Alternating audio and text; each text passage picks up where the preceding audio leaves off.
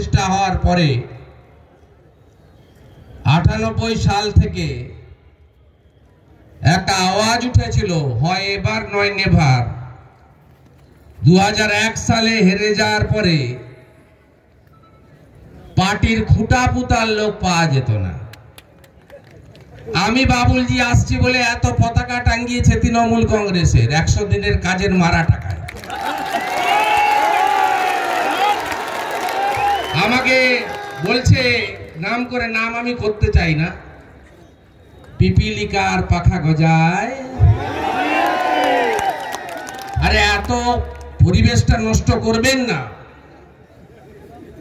15ই মের পরে তো এই লোকগুলোকে নিয়ে একসঙ্গে থাকতে হবে।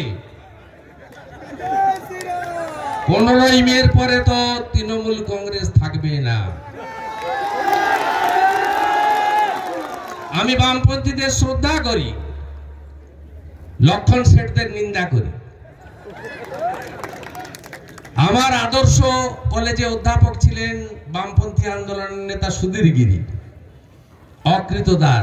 সুকুমার সেনগুপ্তর কথা কে বলে? বামপন্থীদের থেকে আমি বেশি বলি।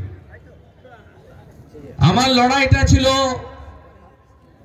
বামপন্থা থেকে বিচ্যুতি হয়ে যাওয়া এই লক্ষণ শেঠদের বিরুদ্ধে।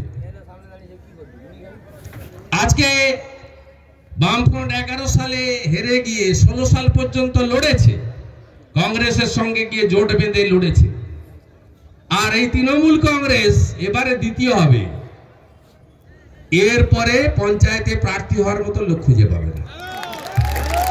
তাহলে এই রাস্তায় লোক আটকাচ্ছেন দেউলপুতা অঞ্চলে, গ্রামে গ্রামে। আমি জানি না, আমি যাবো মোটরসাইকেল এখন, যাবো, আগের মতো ঢুকবো? পারবি আটকাতে? সিপিএম এর সেই সময় দোর্দণ্ড প্রতাপ 235 আমাকে কোথাও আটকাতে পারে না, অতদূর